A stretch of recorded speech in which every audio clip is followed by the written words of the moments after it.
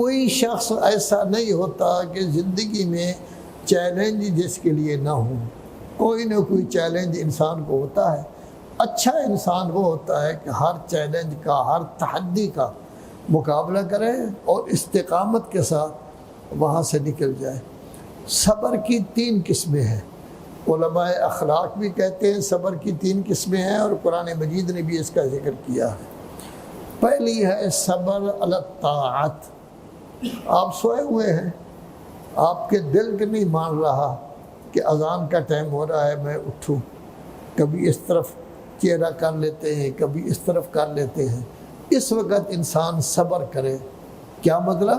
اٹھے، اللہ کا منادی ابھی آواز دینے والا ہے، اور اللہ کا منادی کتنی بہترین آواز دیتا ہے، پہلے کہتا ہے اللہ اکبر، کہ نیند کو بڑا نہ سمجھو، اپنے آرام کو بڑا نہ سمجھو، بڑا اللہ ہے۔ پھر کہتا ہے اشہد ان لا الہ الا اللہ۔ تو انسان سوچے کہ آپ نے تو کہا تھا، لا الہ الا اللہ پڑھا تھا کہ میں اللہ تیری بات مانوں گا، تو اب اسی کی بات جو ہے اس کے لیے ندا کر رہا ہے، اب آپ کو اٹھنا چاہیے۔ پھر اشہد ان محمد رسول اللہ صلی اللہ علیہ وآلہ۔ تو ظاہر ہے کہ جب یہ پڑھیں گے تو وہ تو نماز کے لیے اٹھتے تھے۔ پہلا مسئلہ ہے انسان صبر کرے، یعنی اللہ کی اطاعت کے لیے اٹھے، حوصلہ کرے، سستی نہ کرے، پڑا نہ رہے۔ دوسرا ہے الصبر علی المعصیت۔ آپ کا کوئی دوست آپ کو لے جا رہا ہے، چلیں جی آپ کو فلم دکھاتے ہیں، تو ظاہر ہے کہ اگر وہ لے جا رہا ہے تو آپ صبر کریں، آپ نہ جائیں۔ کسی غلط راستے کی طرف لے جا رہا ہے، آپ نہ جائیں۔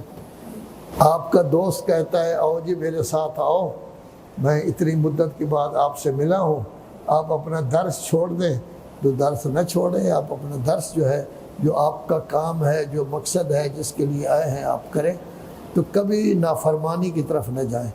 ایک صبر ہوتا ہے علی المصیبت، بھائی چلا گیا ہے، باپ چلا گیا ہے، یہ چلا گیا ہے۔ اگر بہت زیادہ چیخ و پکار کرو گے تب بھی وہ چلا گیا ہے، اور اگر کم کرو گے تو تب بھی وہ چلا گیا ہے۔ رونا فطری ہے، لیکن رونا ایک حد تک جو ہے وہ فطری ہے، اس واسطے انسان روتا ہے۔ لیکن کوئی گھرانہ ایسا نہیں ہے جس کا کوئی وفات نہ ہوئی ہو، تو کتنے دن روتے ہیں؟ زیادہ سے زیادہ 2-3 دن۔ 2-3 دن اتنا روتے ہیں کہ 1 منٹ صبر نہیں آتا، اس کے بعد رفتہ پھر جب چیلم آتا ہے تو بھول جاتے ہیں کہ بزرگ چلا بھی گیا تھا یا نہیں گیا تھا۔ پھر لڑائی شروع ہو جاتی ہے، باپ چلا گیا ہے تو مال پر لڑائی شروع ہو جاتی ہے، میرا حصہ نہیں، میرا حصہ کہاں گیا، فلاں کہاں گیا، فلاں کہاں گیا۔ پھر یہ چکر جو ہے وہ چلتے رہتے ہیں۔ تو انسان کی طبیعت ہی اللہ نے ایسے بنائی ہے کہ خوشی آئے تو کچھ وقت کے لیے ہوتی ہے، اور اگر غمی آ جائے تو اس کو انسان بھول جاتا ہے۔ اگر نہ بھولے تو پھر تو 24 گھنٹے روتا رہے تو کوئی کام ہی نہیں کر سکے گا، لیکن اللہ حوصلہ دے دیتا ہے اس طرح۔